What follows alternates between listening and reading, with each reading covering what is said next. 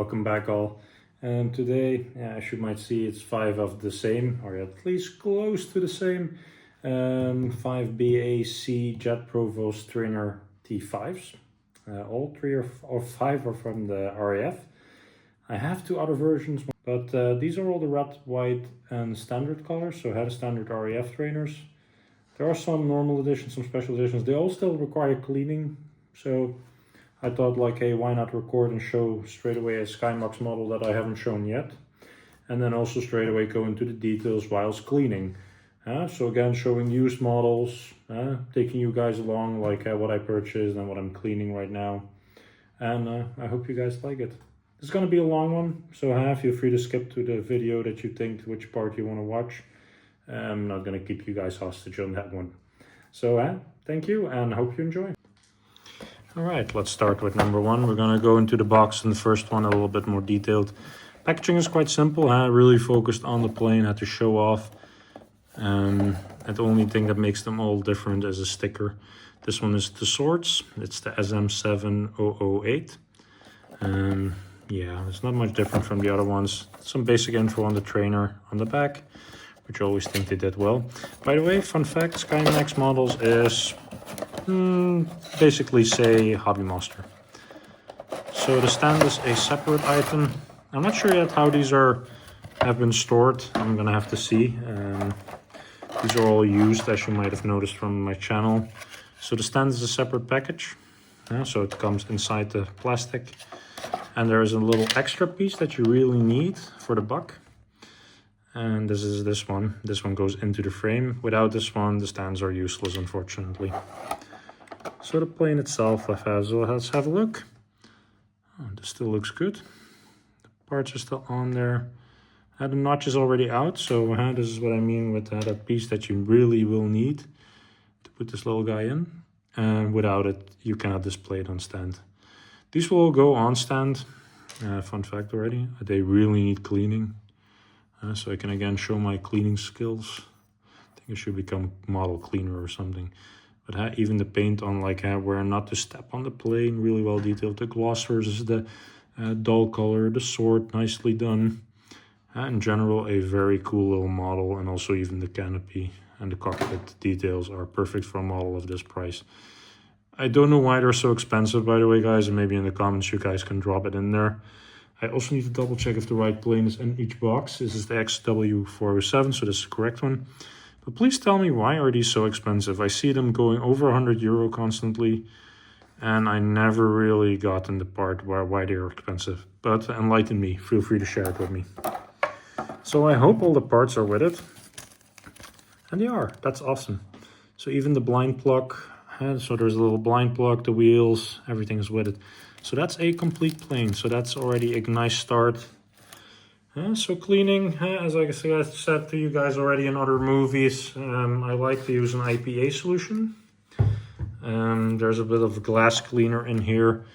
It's friendly for paint, so it will not ruin your paint. It is good for plexiglass. It is actually something we used to use on bigger aircraft, real aircraft, for prep for coatings. So if you ever want to know, that's some of my background history actually. Opportunity of buying all, and yeah, I thought like, why not? Let's grab all of them, especially with the price being close to 0. Or actually it was 0 now at the end. We really made a good score here on these models. So the stands, they are a complete descendant of Hobby Master, only difference is the base mainly. You can actually swap parts. So that's the first little buck, which looks splendid and awesome. So that's super cool. Well, I see if I can get the parts in here and get it closed up. I like to have my parts with my plane box. I don't like to store them elsewhere because I've seen already some cases where I collected from collectors that did it that way. And it was, yeah, short to the point, super hard to figure out where the hell did all the parts go. And it became a nightmare for people that after that wanted to clean out. It becomes mission impossible. So that's one down, the SM708. This one is complete, so that's already a big plus. I have some spare parts for these, luckily. Next one, a standard XW320. I think this one is also complete, but I'm not 100% sure. I hope that especially, yeah, the piece is on there. Awesome. It's falling apart completely on me. This one, this little fella, oh wow. Same condition actually, looks super good still. Details, no sword of course, no special text. This one was on Whittingham, so that's interesting. I haven't visited that, or maybe it's already closed. I would not be surprised, but again, people from the UK, feel free to share some RAF history with me. I always like that. Because I had an older gentleman commenting in my comments, I'm not going to drop a name here, but this person shared some really cool details about the base location he was located on and the work that he used to do on the RAF planes. And also fun to share with him a little bit about my history with RAF. So again, all the parts are with it. Nicely in the back, so that's what I like to see also. So that's already super good. That's the second plane that is complete. Let's see the base, how that looks. Do that quickly off cam. Another base that is complete. Awesome. So another little buck. I'm gonna make a little display out of it. I have one shelf free completely. I'm gonna do with bucks. I have now, I think 7 of them, including the 2 camouflaged one. By the way, the name that I forgot was Saudi Arabia.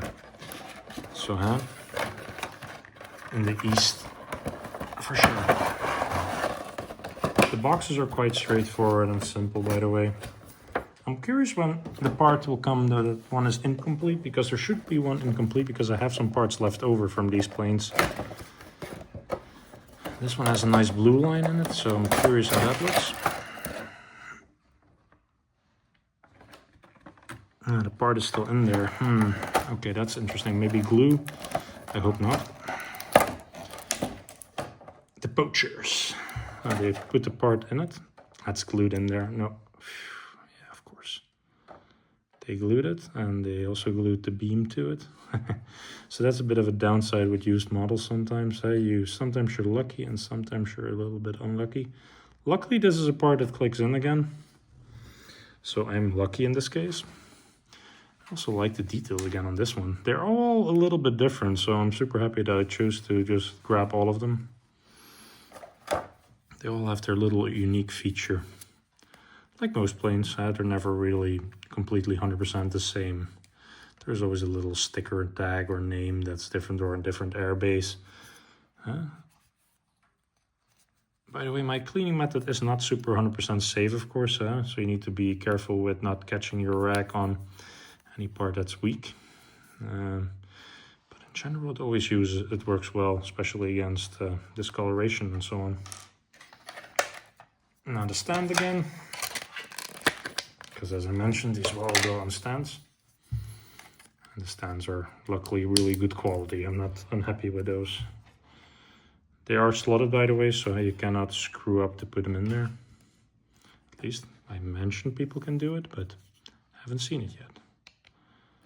Now this one sticks in really well.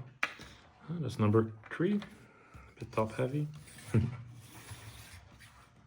It's gonna be a fun picture, that's for sure. But nicely packaged and well done, like for the guy that did his job here to put everything in the right box. Because so far, so good. Because this should have been XW... This should be the 360. The poachers. Yeah, and just the poachers it says on the plane. So again, a correct one. So because the stand is in a Y shape, you don't need to push them because they will fall. It should have been better if they made it a full round stand. But yeah, it does the trick. And it's probably saved some matte material and it looks a bit more sleek. Jet 4. Let's see if this one is also complete. I see already the most important part for me, the stand part. The stand is missing, I think. I'm not 100% sure, but I have one right upstairs and I'm gonna grab it in a sec. Yeah, so the stand is missing. So that's the first one that's, yeah, incomplete. You cannot really say if you have the part, but it's missing one big piece. This one's without the bar underneath. So it's a different model, I'm guessing. It should be the X324, and that's correct. It has the wheels and all that, so that's super good. So I'm already happy with that. The stand is of least sort of a worry, because it's quite a universal stand. But this part here, this part is done way on. All right, so just to show, brands are the same. This is a Hobby Master base plate, or at least the base arm and the base plate. And then I added the box part. Unfortunately, I didn't have it anymore for some reason. Maybe I'll find it in a later stage, but it doesn't do any bad to the model. So I'm gonna leave that as is for now. As long as I'm happy, I think that's the main importance. Let's see if I can put this one out of the way right away. I don't want to shoot a too long episode with me following boxes for you guys. But yeah, I just wanted to take you guys into a day of like putting things back together and figuring out which part goes where and all that. Now, unfortunately, it's not such a bad episode, because I had those days where I had to go through boxes of parts just to figure out like, hey, what is it for? So most likely I can tell you at least which part belongs to which type of plane by now. The box of this one is a bit more worn. And this is the last one. This is the 001, so the first of the series. Stand luckily is with it, so hopefully also the flange. Because the flanges I don't have in stock anymore. Yes, it's on there. Fuck yeah, awesome. Only no spare parts. Spare parts I will request. That should not be an issue. I think we have them. But at least the closed hatches are there. This is the first model that's fully incomplete. They also put a different arm on there, I think. But in general, I have to say, for used models that old, not too bad, not too bad. Again, with the wet rag, with the APA. By the way, I haven't sprayed new one on there yet, so it's still in the rack. That's why I always spray in the rack and not on the surface. This one has pilots in it, by the way. And later versions don't. I think somebody added the pilot himself to this one, because I don't think they usually have pilots in there.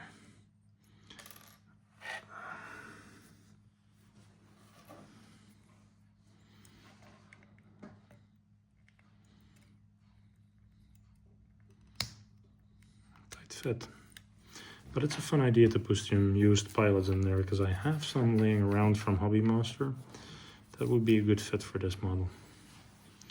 Luckily no missing parts underneath the frame, so that's super cool. Alrighty, let's go to the final part of it, just to go over all 5 together in a close-up and then be done.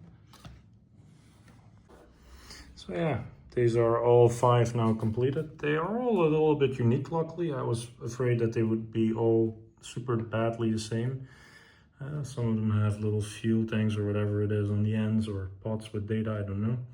But at least the lights are really cool made. And then the base plates, unfortunately, there's one missing, and this one here needs some parts, so I'll record that and see in our spare stash if I can find them. So thank you again for joining me on an episode, and see you next time. Please like, share, subscribe, leave a comment. All works very well and is all very welcome. Thank you guys.